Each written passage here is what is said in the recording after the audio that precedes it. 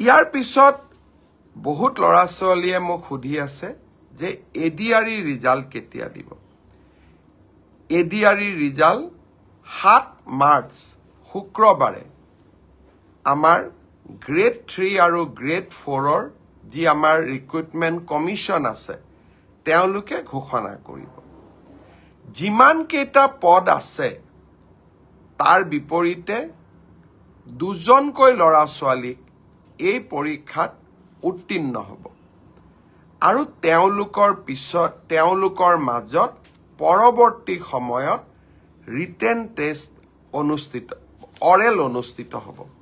অৰ্থাৎ লিখিত পৰীক্ষাৰ ৰিজাল্ট গ্ৰেড 3 আৰু গ্ৰেড 4 আমি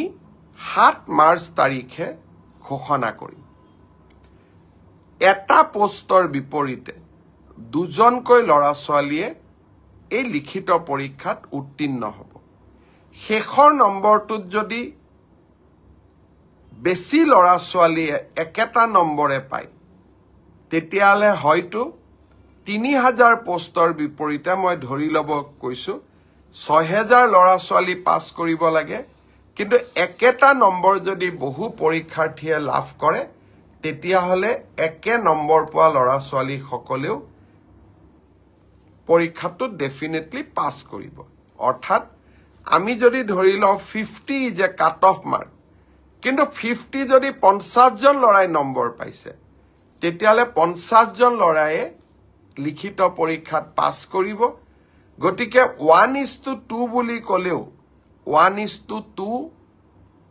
একেবাৰে গ্ৰামাটিক্যাল সেন্সত নহব হয়তো দুজন চাৰিজন লৰা ছোৱালীয়ে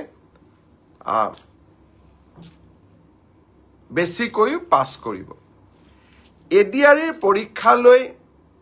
তাৰ ৰিজাল্ট কি হ'ব তাক আপোনালোকে জানেই সেইবাবে মই যিসকলে পাস কৰিব তেওঁলোকক অভিনন্দন জনাইছো যাতে অৰেলৰ বাবে তেওঁলোক হাজু হ'ব পাৰে আৰু যিসকলে পাস নকৰিব আমি পুনৰ এই বছৰৰ শেষৰ ফালে নতুন বিজ্ঞাপন দিয়াৰ বাবে চেষ্টা কৰিম আপোনালোকে আৰু এবাৰ পৰীক্ষাত অৱতীৰ্ণ হ'ব আৰু লগতে অসমত উদ্যোগসমূহ আহিব মুখ্যমন্ত্ৰীৰ আত্মনিৰ্ভৰ অসম অভিযানো আছে আমি নিজকে তৃতীয় আৰু চতুৰ্থ বৰ্গত নহলেও বেলেগ ধৰণে পাস কৰি বেলেগ ধৰণেও জীৱন সফল কৰাৰ বাবে আমি প্ৰচেষ্টা কৰিম